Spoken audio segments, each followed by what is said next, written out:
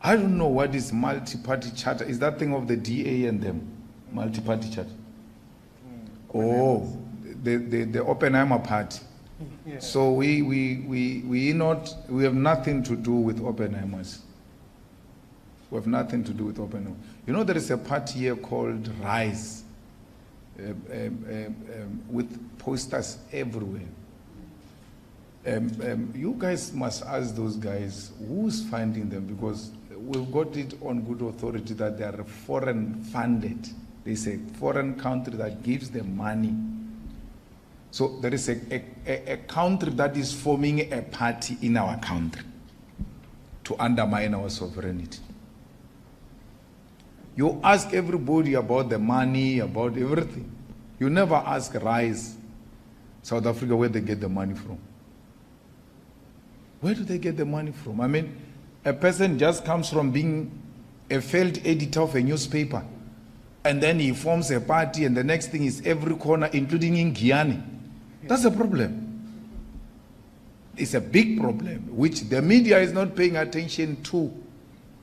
So, those things of posters are very expensive. Yeah. TP. Can I wait? One poster, TG. Yeah, Corex board is 45 rand. So to print 1 million will mean how many? 45 million. 1 million Corex boards.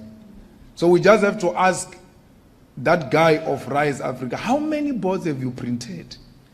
Then you'll have an idea how much this guy has spent. So we go to FNB, we have a rally, we do all of that. Then there is a noise about where do they get the money from and all of that.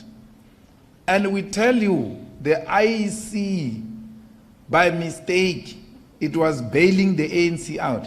Then it gave us money. IEC, how much? 37 million.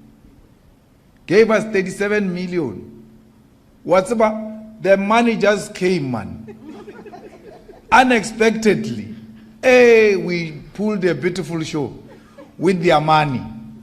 And then they go around asking, where did they get the money? But they gave us the money. They thought they were giving the ANC a bailout.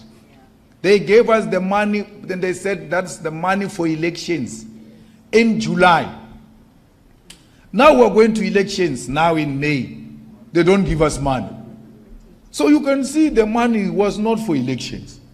It was a money to bail out the new leadership of the ANC that was elected in December, which came into an organization with a debt, and then went to mobilize the Minister of Finance to make some allocation so that the ANC can be bailed out. That's where the question that was actually raised as to how did Gwen resolve the problem of salaries of the ANC in less than a year, when it took Paul Mashatile 5 years to resolve salaries. It was that, imagine if the EFF got 37 million, how much did the ANC get? And then she used that money to resolve the crisis of salaries in the ANC. So she has no capacity. It's not about capacity. It's about conspiring to use the state resources to rescue the collapsing, failing ruling party. President Zuma has got a right to vote for any party he wishes to vote for. And we can't interfere with his right.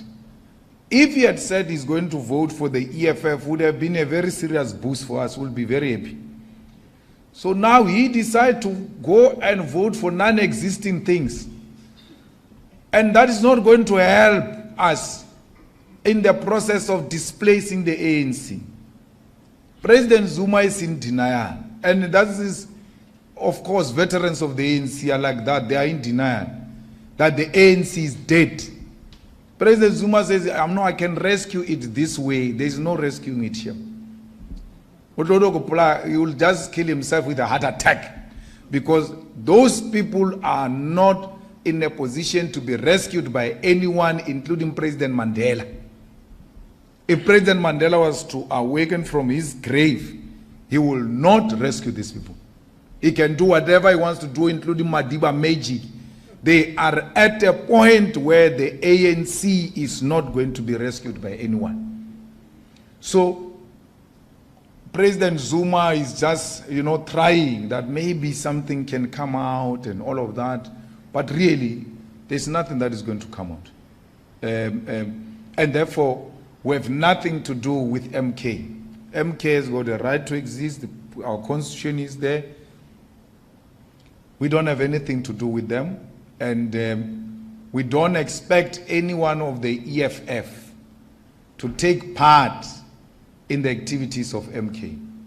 Our constitution is very clear that no one will go and campaign or support other political parties. That is defining yourself outside the organization, and therefore you have expelled yourself. No one will expel you. We are not going to do that thing that the ANC is doing with President Zuma. He says, I remain an ANC member, but I'm going to vote for MK. Try that with the EFF. Try it. Let's see what's going to happen. It will never happen. We have one party. You are a member, you are a supporter, you are a ground force, you are a voter of that party. You can't be half-half. No, you can't be half-half. So let's make that very clear. We wish President Zuma well, and we hope that something will come out of this, but with my experience of having formed a political party alongside Floyd and them, it's not an easy thing. If you were to ask me to do it again, I won't do it. Actually, I'm much better looking after cattle than to form another political party. So, we are still to see the leadership of MK. What is that thing? Action SA. It has never gone to conference. Never, ever gone to conference. No one says anything about that. Mapantiti, Banditi, Gaten and them, they've never gone to the conference. And no one says anything about them. Rise, Muzanzi, has never gone to a conference. No one says anything about it. EFF is going to its third National People's Assembly this year in December. It's going to take place this year. This will be the third in 10 years. But we are still not a suitable party. We are a party of a dictator. We are a party of a cult. We are a party of a cult. But all of these fools who have never gone to conference to test their democracy, their internal democracy, are not called cult, are not called dictators, are not called all sorts of names. Every target you have put for the EFF has been met. We are the most corrupt organization in the eyes of all our enemies. We have been in government, in serious municipalities on serious positions. Not a single case of corruption. No MMC of the EFF can be accused of any wrongdoing, because we mean it when we say we do not want corruption.